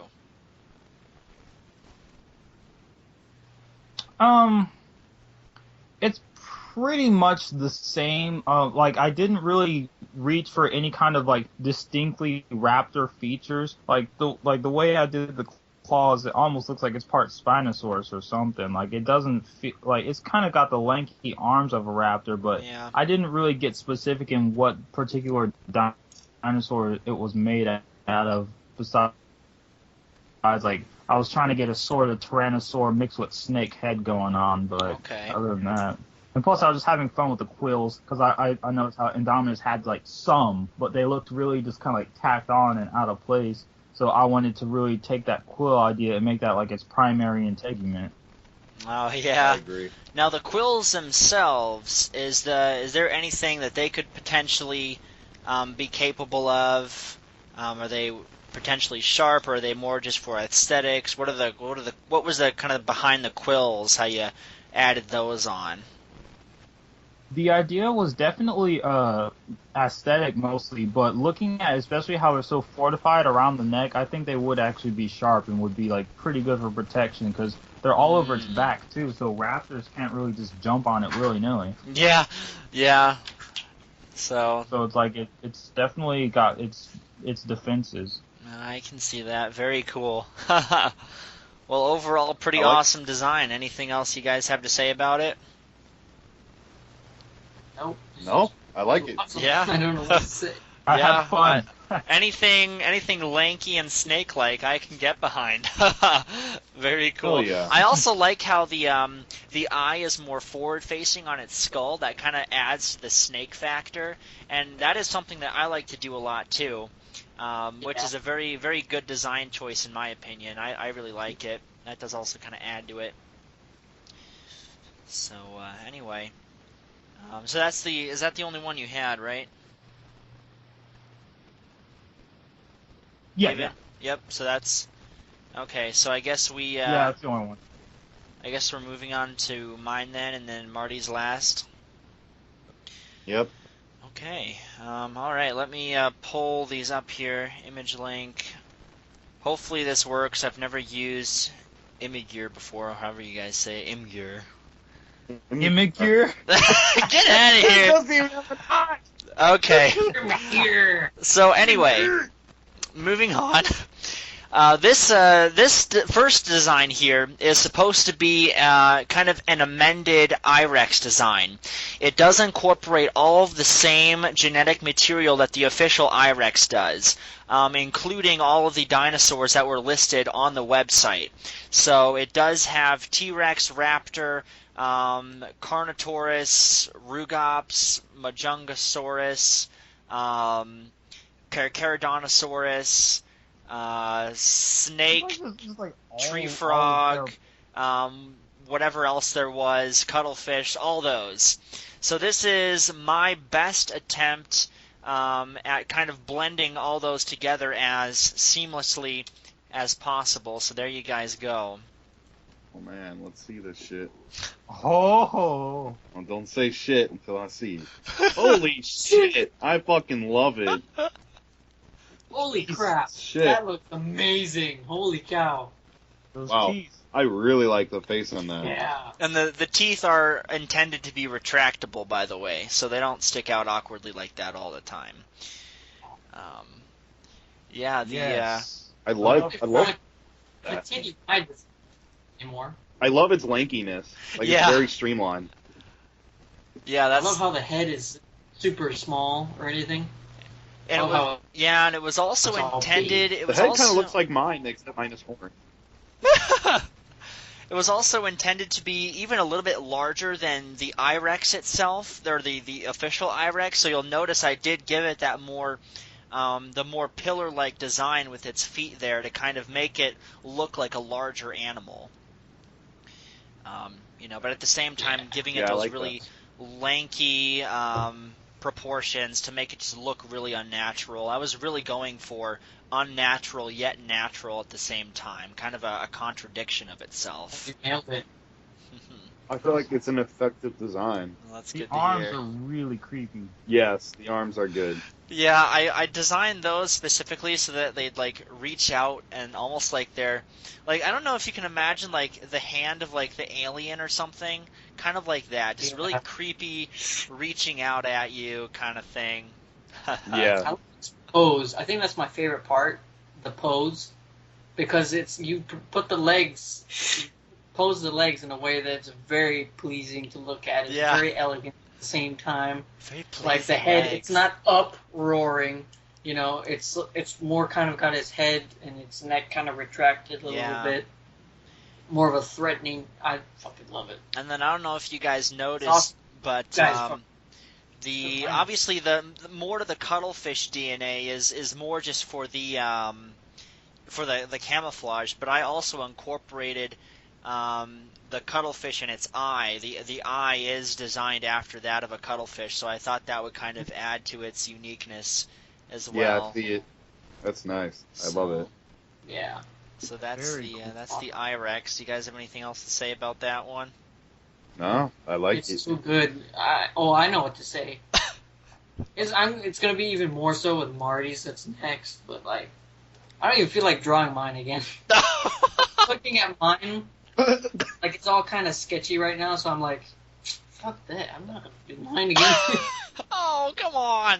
I liked your original D-Rex. That was awesome. I certainly liked it more than my own design. Oh, Rick. I love Yeah, it. but this one I love knocks this mine one. out of the bloody park. Literally. Yeah, no, it's My- Rock I, Park. all of our designs, like Rick's and David's and Marty's, I'm gonna be doing like a stop motion of each one, Oh, just man. to see it. The running new ones around. or the old ones? Oh, all of them. Yeah! Jeez, you're A gonna have whole not even park of bother. hybrid dinosaurs. I'm not even gonna tough bother with time for mine. it. Y'all are just friggin'. Hey Rick, Yes.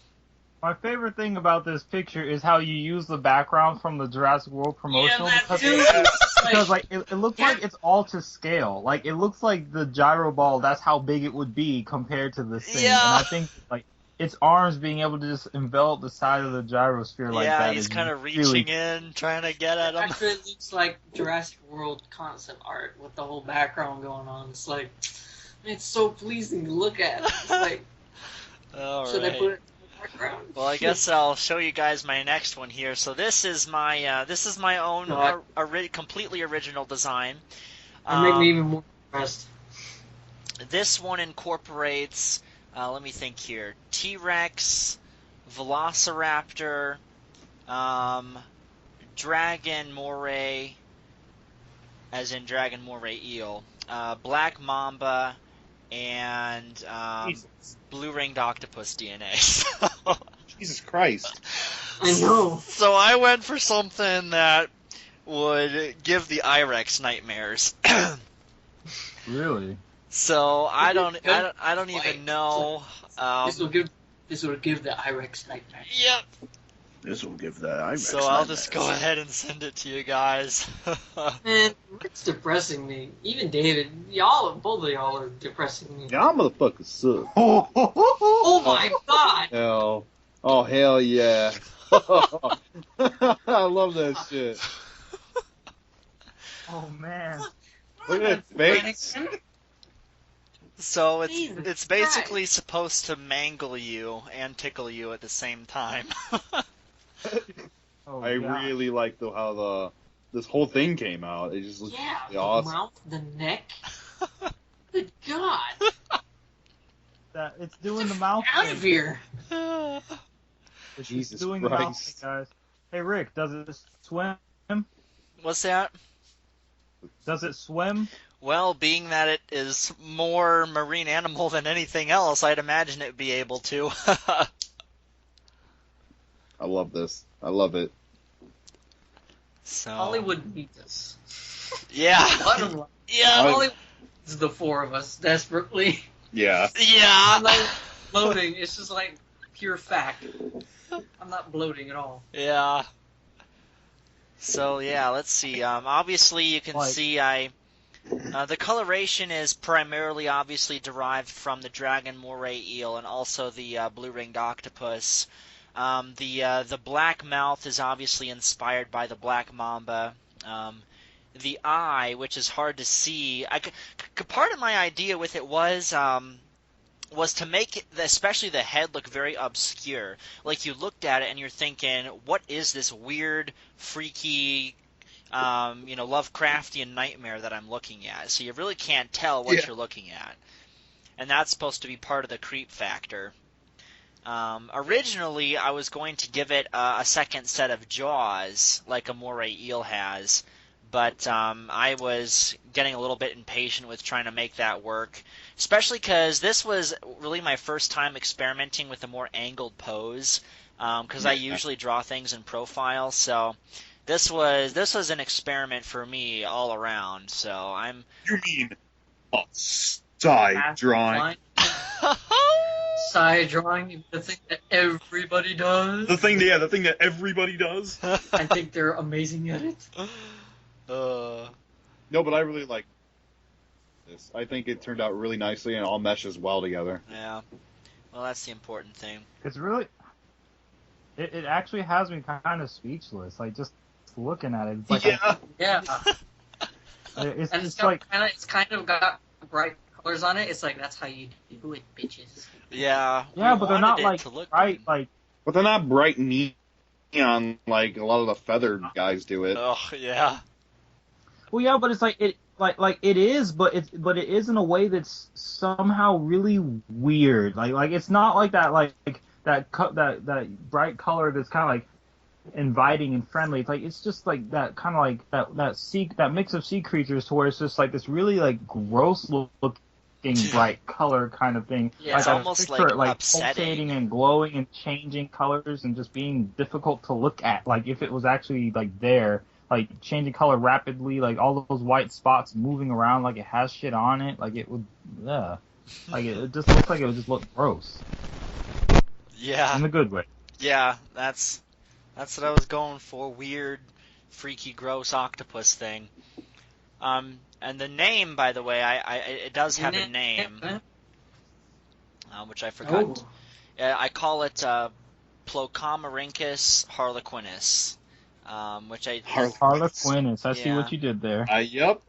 I think it means like colorful tentacle snout, as I think what that whole name means. I went through with the Latin or Greek and everything and tried to find a name that worked, or Plock for short. So I just call it the Plock, Plocomorhynchus.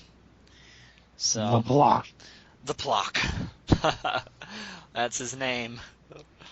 So. What the fuck? Yeah. Directed by Rock Charles. Yeah. That's an inside joke, by the way. I realized I introduced myself as Rock Charles, in the beginning of the podcast, and nobody probably knows what that comes from. But whatever. I'm tired. It's been a long day. Fuck. So, do you guys have anything else to say about this one, or? Rock Charles. His real name is Rick, for you people. Yeah. I'm speechless. It's just good. Okay. All right. Well, guess who's I want to see now? I want to see Marty's. This it is up in the chat. I don't know if you guys have. I have it. All right. Well, before you click on it, I'll just give you a slight little backstory on what it is. So this is intended to be an IREX replacer. Okay. It's not just a mutated freak that I just thought of. It's supposed to be very heavily militarized, kind of like attack dogs, except it's more stealthy, and there's a variety of different ones that they've cloned. There's some different colors, different shapes, but they're all the same animal. One designed for forests, one designed for like urban areas and whatnot. So I guess you guys click on it now. Oh Oh boy. yeah. Oh boy. Oh boy. Oh boy. Oh cool. Oh, shit! Oh my gosh! Yikes! Whoa! What the crap are those tentacles? Oh my gosh! Yeah, they're like retractable tentacles. Holy crap! Oh, that's So like the great. thing doesn't have any real arms. Oh And those my hooks on gosh! its backside are grappling tools. It's like when it's climbing through trees and shit, it can just grab and just hang there and wait for people to come by and snatch them up with its retractable tentacles. Shit. Oh It's my a very gosh! patient killer. It can use venom. Yeah. Really cool. And the thing is, I like, think. it has such a lumpy design, I don't really even know what I'm looking at, which just adds to how disturbing it is. Yeah. It's just a weird Yeah. lump of color that's just coming for you. Oh my Yeah. gosh. So I mixed it with satanic leaf gecko, Carnotaurus, cuttlefish. I think that was it. Yeah. Oh my gosh. Really cool. So I assume it's probably about the Fuck you size all. of a Carnotaurus? Oh, and a snake. No, it is slightly smaller than Carnotaurus. Okay. What so, is like- that it's eating? It's just a generic Hadrosaur. dinosaur. I just didn't really think of it. Generic hadrosaur that it tore to But shreds. it's like, Oh, it's like wrapping its little tentacles around that. Yeah. Ugh. Oh my gosh. What the crap? I very heavily based its lumpy design on a leaf gecko. I can see that is. My favorite part is definitely those tentacles. Boy. Yeah, I really wanted to incorporate a lot of cuttlefish in it, so I decided, well, I'm just going to make it have like no arms and just have retractable tentacles that are protected by a skin membrane. Oh my gosh. Oh. Boy, this thing would give both of my designs nightmares. Oh my gosh. I think a group of these could kill my Irex. Yeah. I mean, like, if they could find it anyway.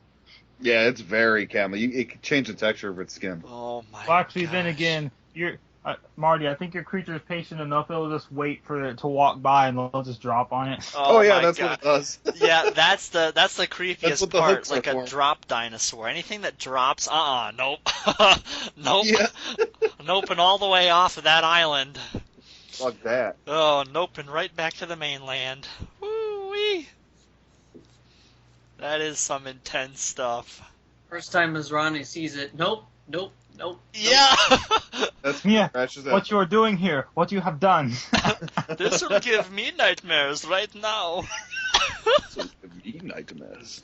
I Oh like my the gosh. steady progression of stealth freak dinosaurs. Like we saw mine, which is like, you know, just really, really serpentine and gnarly, and then we went to Rick's that just like really just like they just went above that bar and just started to get really weird. The Yeah. second one just Yeah, like completely transformed.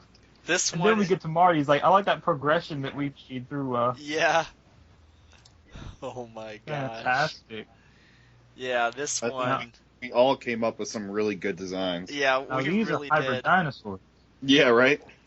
So, if anyone wants to put in a recommendation for us, with somebody involved with the production of Jurassic World 2, aka Jurassic Park 5, let them know. Yeah. Yeah, get us in there so Yeah, that. show them our profile. Yeah. Yeah, because Marty's creature's face really does look like a Jurassic Park animal. I love It that. really Like, does. it doesn't look out of place as good as No. it is. Like I could see it fitting in. And the coloration is coincidentally kind of similar to that one of mine too. It's pretty cool. The yellows and the lighter I blotches. would say great minds think alike. I would say so too. Absolutely. I like how that was a theme with all of ours, like just splotches. Yeah. I feel so. Well, I mean, splotches work for camouflage. So. They really do. Yeah. And Fred, you can't say anything because we haven't even seen yours. Well, mine looks like shit. Oh, Mine come looks on! like shit. That's red. Well, I kind of have a second drawing to do because Rick gave me, because I'm not that creative when it comes to making shit up, but Rick is, and he came up with a hybrid on its own, his own hybrid, and I yet have to do that. Yeah. But, you know, I wanna next see that. podcast, we'll show it, Ooh, very cool. which is a shame. I should have worked on that. I feel so Yeah. out of place right now. Yeah, you should feel Well, it bad. certainly won't be for, yeah, motherfucker. But Oh, my Now wow. we should have all our Although, like, hybrid Feather dinosaurs Master fight. shit on me. Yeah, foot Fred. Hey Fred, you know what you should do? Fred, you should make an animation fight of our hybrid dinosaurs going Oh at my it. god. Yes. You know how hard That would be way I too know. much work. The amount of creativity that would have to go into that. It'd be awesome. it It would be totally so badass. badass. So, Like yeah. we could start it off with like 3 of Marty's creatures just like going around, fucking around, and then my thing shows up and eats one of them. They're like, "What the hell?" And they start beating its ass. And then Rick's thing comes up and is like, "Are we having a party?" Bro? We having a party. Rick's What's thing. going on here? We have It the just we'll have grabs the one with its tentacle face. Yeah. Yeah. and, like we'll have a cameo like shot where like the official IREX is like peeking through the bushes. He's all like, "Oh shit, I ain't joining that crap." Yeah. Yeah. Nope. Fuck that. Runs away. You see IREX get on a boat and leave? Yeah. Powers its own boat because it's so intelligent. Yeah. Yeah, it builds its own boat. It has Yeah. thumbs. Yeah. We'll have it paddling on this small boat. Jesus. Then we cut back to the badass fight. Good God, this is a must. Let's do this. Yeah. We should. That'll be my Oh. contribution. Poor Even, IREX has been I'm working on one-upped. mine. It's the next podcast. I'll show it. Yeah, I'm looking I forward feel to like seeing we should it. do more. I feel like what we should do is make drawings of these things fighting each other. Then, since We that'll should. probably be You know what we Yeah. should do is like I every should draw podcast have like a different my theme where we fighting showcase some party. random designs of ours. Yeah. Like I a was new thinking challenge. that. We Maybe even open it up to you guys, the audience, if there's something you'd want to see from us, some kind of theme for us to draw. I mean, we'd totally be up for Yeah, that. if you got a really cool design or something, or a drawing idea, just post it in the comment. If we like it, we'll do it. Yeah. Well, a little featurette. Creature of the What? week with the Little Coprolites featurette. podcast. Drawing of the day, you know. And trust me, we're gonna have more videos because we're organized. Yeah, we do And we have apologize multiple about people the lack of activity and organization on our channel as of lately. We've all been pretty busy. I know I've been extremely busy. There's been a lot of transition happening at my workplace, so it's been affecting me, and I've just been really, really busy. But I will try to do Dude, this what ended more. up happening was like as soon as you came back was when I got busy. Like you would be on days that I already planned ahead to do stuff. Yeah. And I'd be like, what? I'd be like mad because it's like everyone's like, we're all here, and I'm like, fucking for real? That was freaking hilarious. Yeah. No, it wasn't. It's about Rick. Not. It was. I was like, Rick shows up once, gets a free pass. Oh, it's fuck, because I'm okay. such a Every valuable day. member to the Get team. shat on. Oh. Anyway, Shit's on Rick. so that was all we had for you guys tonight. I hope you all had as much fun as we did. These designs were certainly awesome. That was a great note to end on. Before we conclude, though, I did want to allow myself a couple of minutes to do a little plug of my own. We're all kind of working on our own projects, just kind of independently, and one of mine is finally beginning to see the light of day. So I do have some concept art for it, which we can probably put up in the podcast to go along with it. But I have a book that I am working on titled Avant-Garde. It is about a team of scientists that travel back in time to on a research expedition. But the time machine malfunctions, and the whole expedition goes amok, and it's chaos, and there's lots of adventure and thrills, and also some pretty intense deaths, and also some very interesting, some very fun creature speculative biology from yours truly. So hopefully I gave you guys a little bit of a taste for that tonight, and you'll be definitely seeing more of that kind of stuff in this book. It's going to be pretty fun. I don't have a set release date for it yet, but it will be coming out hopefully mid to late 2015, early 2016 at the latest. It's getting pretty close to hitting Amazon.com is where it will be published to. So hope you guys are looking forward to that. I just have a Facebook page for it, so we'll have a link to that in the video description here, so you guys can go check that out, have some concept art and whatnot on the Facebook page. So anyway, that's all I had to say.